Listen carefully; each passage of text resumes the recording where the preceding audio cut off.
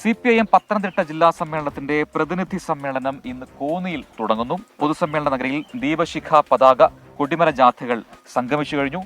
സമ്മേളനം CPIM സംസ്ഥാന secretary MV Govindan ഉദ്ഘാടനം ചെയ്യും.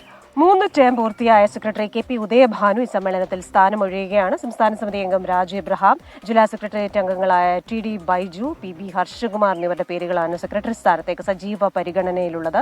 ശ്രീജിത്ത് ശ്രീകുമാരനാണ് വിശദാംശങ്ങളുമായി ചേരുന്നത്. ശ്രീജിത്തെ, ഈ ജില്ലാ സമ്മേളനത്തിന്റെ പ്രതിനിധി സമ്മേളനം ആരംഭിക്കുമ്പോൾ ചില വെല്ലുവിളികളും പാർട്ടിക്ക് മുന്നിലുണ്ട്.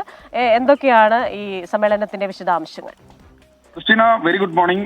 എന്തായാലും ജില്ലാ സമ്മേളനത്തിന്റെ പ്രതിനിധി സമ്മേളനം തുടങ്ങാൻ ഇനി മണിക്കൂറുകൾ മാത്രമേ ഉള്ളൂ. ഇന്നലെ പൊതുസമ്മേളന നഗരിയിൽ പതാക ഉയർന്നു കഴിഞ്ഞു. PJ അജയ്കുമാർ, അദ്ദേഹം സ്വാഗത സംഘം ചെയർമാനാണ്, ജില്ലാ സെക്രട്ടേറിയറ്റ് അംഗമാണ്. അദ്ദേഹമാണ് പൊതുസമ്മേളന നഗരിയിൽ പതാക ഉയർത്തിയത്.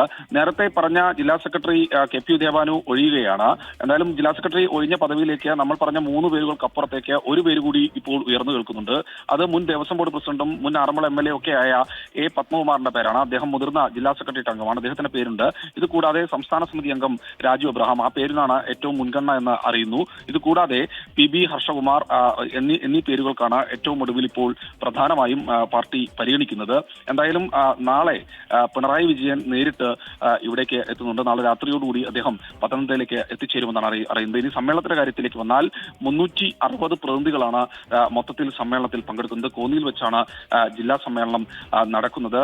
എന്തായാലും രാവിലെ 10 മണിയോടുകൂടി CPIMന്റെ സംസ്ഥാന സെക്രട്ടറി MV ഗോവിന്ദൻ സമ്മേളനം ഉദ്ഘാടനം ചെയ്യും. ഇത് കൂടാതെ EP Jayarajan, doctor TM Thomas Isaac, K Radhakrishnan അടക്കമുള്ള ആളുകളും ഇതിൽ പങ്കെടുക്കുന്നുണ്ട്. എന്തായാലും സമ്മേളനം തുടങ്ങാൻ മണിക്കൂറുകൾ മാത്രമേ ഉള്ളൂ. നവീൻ ബാബുവിന്റെ വിഷയം അടക്കം, തിരുവല്ലയിലെ വിഭാഗീയത അടക്കം ചൂടേറിയ ചർച്ചകൾ ഉണ്ടാകുമെന്ന കാര്യത്തിൽ യാതൊരു തർക്കവുമില്ല.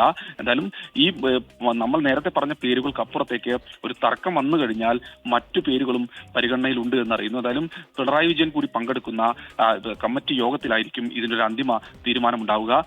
ഒരു മത്സരത്തിലേക്ക് എന്തായാലും കാര്യങ്ങൾ നീങ്ങില്ല എന്നാണ് നേതൃത്വം ഇപ്പോഴും ഉറച്ച് വിശ്വസിക്കുന്നത്. ക്രിസ്റ്റീന, പ്രജിത്ത്.